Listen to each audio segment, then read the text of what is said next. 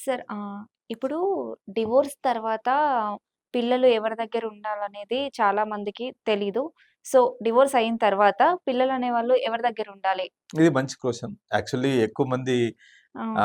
ముందు వచ్చేటప్పుడు కూడా వాళ్ళు డైవర్స్ కోసం వచ్చినప్పుడు కూడా వాళ్ళు అడిగే ప్రశ్న అదే. సపోజ్ హ్మ్. ఒక వైఫ్ వచ్చిందనుకోండి. హ్మ్. సార్ నాకు ఇద్దరు పిల్లలున్నారు.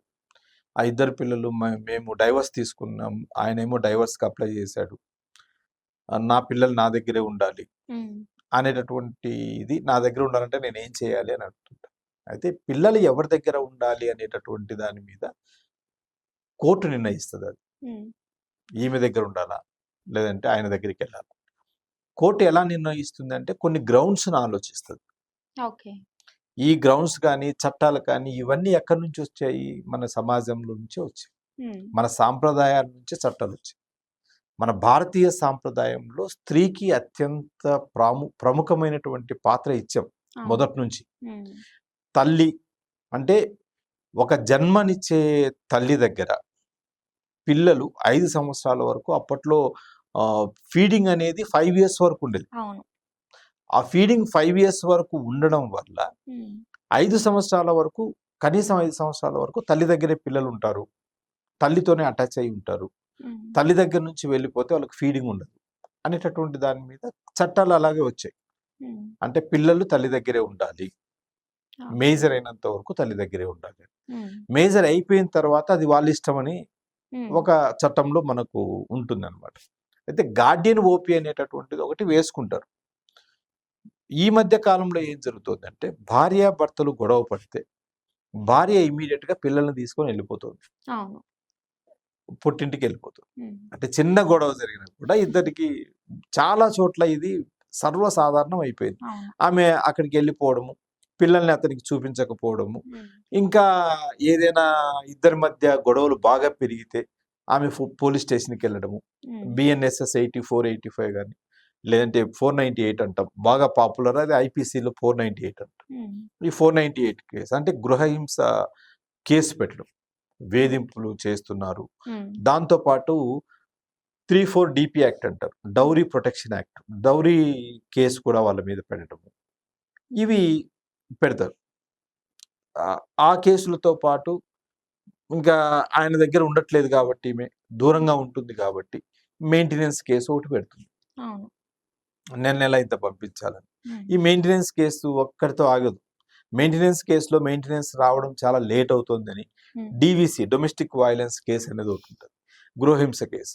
అది కూడా పెడతారు. హ్మ్. 498, డీవీసీ, ఎంసీ, డైవర్స్.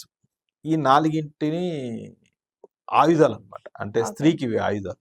4 ఇవన్నీ సిస్టర్స్ పెడుతుంది. అంటారా అవేనా సార్? 4 సిస్టర్స్ అంటారు. ఓకే. మనం గతంలో ఆహా! చెప్పుకున్నాం అవి 4 సిస్టర్స్. హ్మ్. 4 సిస్టర్స్ అంటారు. ఈ 4 కేసులు వాళ్ళకు బలమన్నమాట.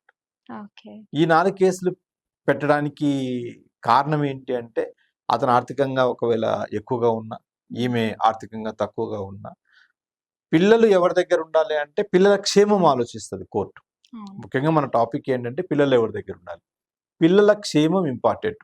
పిల్లలు తల్లి దగ్గర క్షేమంగా ఉంటారా? హ్మ్. తండ్రి దగ్గర క్షేమంగా ఉంటారా? ఇది కోర్టు ఆలోచిస్తుంది. ఓకే. దాన్ని బట్టి తల్లికివ్వాలా, తండ్రికివ్వాలా అనేది హ్మ్. చెప్తుంది. 2 సందర్భాల్లో ఖచ్చితంగా తల్లి దగ్గర పిల్లలుండరు. ఓకే. ఆ 2 ఎలాంటి సందర్భాలు సందర్భాలు? ఏంటి అంటే, ఒకటి భార్య అడల్టరీలో ఉన్నప్పుడు హ్మ్. భర్త దగ్గరికి పిల్లల్ని పంపిస్తారు. అడల్టరీ ప్రూవ్ అయితే. ఓకే. ఆమె అడల్టరీలో ఉంది అని జెప్పేసి కోర్ట్‌లో ప్రూవ్ అయితే, హ్మ్. పిల్లల్ని ఆమె దగ్గర ఉంచకుండా భర్త దగ్గరికి ఇచ్చే అవకాశాలున్నాయి కోర్ట్‌లో. రెండోది ఆమె మెంటల్ కండిషన్ బాగాలేనప్పుడు. హ్మ్. ఆమె పోషించలేని స్టేజ్‌లో ఉంది. Okay. Ill health, mental condition గాని, ఆరోగ్యం పరిస్థితి బాగాలేనప్పుడు, హ్మ్. ఫిజికల్‌గా, మెంటల్‌గా ఆమె బాగాలేనప్పుడు, అప్పుడు ఫాదర్‌కే పిల్లల్ని ఇవ్వడం అనేటటువంటిది జరుగుతుంది. ఈ 2 సందర్భాల్లో ఎక్కువగా పిల్లలు తల్లి దగ్గర నుంచి తండ్రి దగ్గరికెళ్ళే అవకాశాలుంటాయి. డైవర్స్ అయిపోయిన తర్వాత మామూలుగా నేచురల్‌గా పిల్లలు మేజర్ అయినంత వరకు తల్లి దగ్గరే ఉంటారు మాక్సిమం. హ్మ్. కోర్ట్‌లో ఈయన తండ్రి ఎవరైతే అంటే ఎవరి దగ్గరైతే పిల్లలున్నారో రెండో వ్యక్తి ఏంటంటే విజిటేషన్ రైట్స్ వేసుకుంటారు. హ్మ్. గార్డియన్ ఓపీ ద్వారా విజిటేషన్ రైట్స్ వేసుకొని, ఆ విజిటేషన్ రైట్స్‌లో వారానికి ఒకసారో లేదంటే 2 వారాలకు ఒకసారో ఇతనికి ఎప్పుడు వీలైతే అప్పుడు వెళ్లి చూడడానికి అవకాశం ఉంటుంది. ఓకే. కానీ దీంట్లో కూడా కొంచెం ఆలోచించాల్సిన అవసరం కూడా ఉంది. దాంట్లో కూడా కేసులు పెట్టే అవకాశం ఉంది. సపోజ్ మైనర్ అమ్మాయిని చూడడానికి వెళ్ళాడు, తీసుకొని వెళ్ళిపోయాడు, అంటే ఇంటికి తీసుకొచ్చాడు. కొన్ని చోట్ల చాలా ఘోరమైనటువంటి అంశం ఏంటంటే మైనర్ అమ్మాయి విషయంలో ఫాదర్ కు పోక్సో కేసు పెడుతున్నారు. అంత ఘోరంగా తయారైపోయింది సొసైటీ. చూడడానికి వచ్చినప్పుడు కానీ, తీసుకెళ్ళినప్పుడు కానీ, విజిటేషన్ రైట్స్ కానీ పోక్సో చట్టం కూడా పెడుతున్నారు. సో ఆ స్టేజ్కి వెళ్ళిపోయింది. సార్ ఇవన్నిటి గురించి చెప్తుంటే నాకు ఒక డౌట్ వచ్చింది. అంటే ఈ ఉమెన్ రైట్స్ ఏవైతే ఉన్నాయో వాటి వల్ల మిస్‌యూజ్ అవుతున్నాయి. చాలా అలిగేషన్స్ వస్తున్నాయి. కొన్ని సిట్యుయేషన్స్‌లో మిస్‌యూజ్ అవుతున్నాయి. చాలా వరకు అవుతున్నాయనే అంటున్నారు బయట టాక్ సోషల్ మీడియాలో గాని. సో మీ ఒపీనియన్ ఏంటి సార్? నిజంగానే మిస్‌యూజ్ అవుతున్నాయా? నిజంగానే మిస్‌యూజ్ అవుతుంది. ఓకే.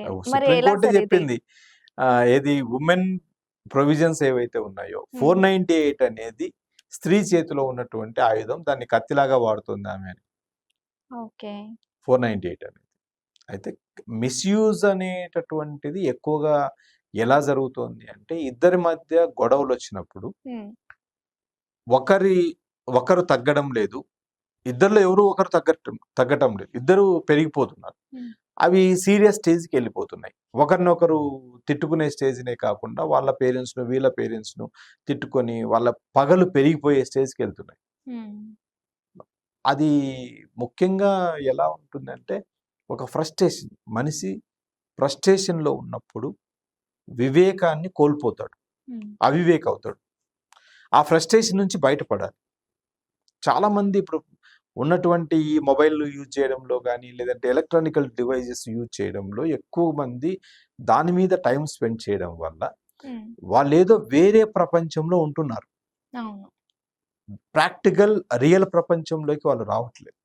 రీల్స్ చూస్తూ ఉంటారు, ఆ రీల్స్లో ఏదో ప్రపంచాన్ని ఊహించుకుంటూ ఉంటారు. వాళ్ళు ఆ ప్రపంచంలో జీవిస్తూ ఉంటారు. ఆ ప్రపంచంలో జీవిస్తున్నప్పుడు వాళ్ళు ఏదైతే ఎక్స్పెక్టేషన్ చేస్తున్నారో అది ఎదుటి వ్యక్తి నుంచి రానప్పుడు ఏమవుతుందంటే వీళ్ళ దగ్గర ఫ్రస్ట్రేషన్ పెరిగిపోయి ఇరిటేట్ అవుతూ వస్తారు. ఇప్పుడు ఈవెన్ చిన్న పిల్లలు కూడా ఏదైనా మాట్లాడితే ఇరిటేట్ అవుతున్నారు. వాళ్ళకి ఏది చెప్పడానికి, కనీసం భోజనం చేయమన్నా కూడా వాళ్ళు ఇరిటేట్ అవుతున్నారు. దీనికి మెయిన్ కారణం ఏంటి అంటే ఈ దీన్ని టైంని పెంచడం. అంటే వాళ్ళు డిజిటల్కు ఎక్కువగా అట్రాక్ట్ అవ్వడం. స్క్రీన్ టైం అనేది ఒకటి ఉంటుంది. ఆ స్క్రీన్ టైం ఎక్కువగా పెంచుకుంటూ పోవడం. స్క్రీన్ టైం వీలైనంత తక్కువగా ఉంటే మంచిది. లేదు, ప్రతి ఒక్కరు ఏం చేయొచ్చు అంటే వీక్లీ వన్స్ నో మొబైల్ డేగా పెట్టుకుంటే మంచిది.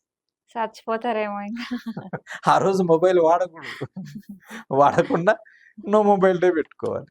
ఇదంతా కారణం ఈ మొబైల్ చూడడంలోను, తర్వాత యూట్యూబ్లో అంటే పలానా వాళ్ళు ఇట్లా కేసులు పెట్టారు, వైఫ్ హస్బెండ్ మీద కేసు పెట్టింది, ఈ కేసు ద్వారా వాడికి ఆమెకు ₹1,00,00,000 ఇవ్వాల్సి వచ్చిందనో, లేదా ఇంకోటనో ఎక్కువగా ఇప్పుడు నేను కూడా చెప్తున్నాను, కొంత అవేర్నెస్ ఇస్తున్నా, నా వీడియోలు కూడా కొంతమంది వింటారు, వాళ్ళకి ఏది కావాలో అది తీసుకుంటారు. దీంట్లో మనం చెప్పిన నీతిని వాళ్ళు తీసుకోరు. నీతే తీసుకోవాలనేది ఏం లేదు. ఒక సినిమా చూస్తారు, తెలుసుకుంటారు, అంతేగాని దాంట్లో ఖచ్చితంగా నేను ఇదే తీసుకోవాలి అనేది ఏం లేదు. ఎవరు వాళ్ళ మైండ్లో ఏది ఉందో దాన్ని తీసేసుకొని దాని నుంచి వెళ్ళిపోతూ ఉంటారు. ఎవరైనా సరే అది చేస్తూ ఉంటారు. దీనివల్ల ఏమవుతుందంటే ఇద్దరి మధ్య పగలు పెరిగిపోయి ఇద్దరి మధ్య ఎక్కువగా డైవర్స్ కారణాలు అవుతున్నాయి. 100 పెళ్లిళ్ళు జరిగితే 60 పెళ్లిళ్ళు కోర్టు మెట్లు ఎక్కుతున్నాయి, గుడి మెట్లు ఎక్కట్లేదు. కోర్టు మెట్లు ఎక్కుతున్నాయి. గుడి కన్నా కోర్టే ఇంపార్టెంట్ అయిపోయింది. ఇక కోర్టు చుట్టూ యవ్వనంలో ఉన్నటువంటి కాలాన్ని కోర్టు చుట్టూ వాళ్ళు వృధా చేసుకుంటున్నారు. ముఖ్యంగా ఉమెన్ ఆలోచిస్తే, స్త్రీ అంటే ఇంతకుముందు మనం హౌస్ వైఫ్ అని రాసేవాళ్ళం, ఇప్పుడు హౌస్ వైఫ్ అని రాయట్లేదు, హోమ్ మేకర్ అని రాస్తున్నాం. అంటే గృహాన్ని నిర్మించే వ్యక్తి, ఆ ఇంట్లో ఏది కావాలో అందరికీ అందించే వ్యక్తి స్త్రీ. ఆమెను అందరూ గౌరవించాలి, అందరికీ ఆమె అనుకూలంగా ఉండాలి, వీళ్ళందరికీ ఆమె చేసి పెట్టాలి. ఇలా చేస్తున్నప్పుడు ఆమె ఎక్కడైనా సరే ఫ్రస్ట్రేట్ అయినా, ఆమె ఎక్కడైనా కొంత ఎక్కువగా కోపం తెచ్చుకున్నా హ్మ్. మిగతా వాళ్ళు అర్థం చేసుకోవాలి. ఈమె ఎవరో కాదు, మన వ్యక్తి. హ్మ్. ఇంట్లో నలుగురు ఉంటారు.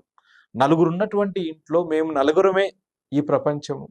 మేము మా నలుగురిలో ఏ ఒక్కరు లేకపోయినా కూడా మాకు ప్రపంచం లేదు అనేటటువంటిది ఒక బాండింగ్ ఏర్పడాలి. హ్మ్. హోమ్ అంటే 4 గోడలు కాదు. అది ఇల్లు కాదు, గృహం. 4 గోడలు కాదు. ఆ దాంట్లో రిలేషన్స్ ఉండి, నలుగురు మనుషులుండి, నలుగురు మనుషుల మధ్య రిలేషన్స్ ఉండి, ఆ రిలేషన్స్ ఒక హెల్తీ అట్మాస్ఫియర్‌లో ఉండడమే గృహం అంటాం. దాన్నే హోమ్ అంటాం. హ్మ్. అదే ఇల్లు అంటే. అంతేగాని నలుగురు 4 చోట్ల కూర్చొని మొబైల్ చూడడమో, లేదంటే ఎవరికి వాళ్ళు ఏదో చేసుకుంటూ పోవడము, దీన్ని ఇల్లనరు. ఇప్పుడు పరిస్థితుల్లో ఎక్కువగా అవును. రిలేషన్స్ దెబ్బతింటున్నాయి. ప్రపంచంలో అన్నింటికన్నా గొప్పదేంటంటే maintenance of the human relation. Hmm. మానవ సంబంధాలను కొనసాగించడం చాలా చాలా కష్టమైనటువంటి పని. అవును సార్. దానికన్నా ఎక్కువగా మన దేవుడు ఏం చేశాడంటే మనిషిని సృష్టించాడు, హుహు. వస్తువును సృష్టించాడు. మనిషిని అభిమానించాలి, వస్తువును వాడుకోవాలి. ఇప్పుడు కానీ ఇప్పుడు మనుషులు ఏం చేస్తున్నారంటే మనిషిని వస్తువులను వాడుకుంటున్నారు, ప్రేమిస్తున్నారు. వస్తువులను ప్రేమిస్తున్నారు. అవును సార్. సో, ఇట్లాగా కొన్ని కారణాల వల్ల అయితేనేంటి, ఇంకోటైతేనేంటి ఇద్దరి మధ్య బాగా పెరిగిపోయి హ్మ్. సమస్యలు ఎక్కువైపోయి కోర్టుల చుట్టూ తిరుగుతున్నారు. Okay sir.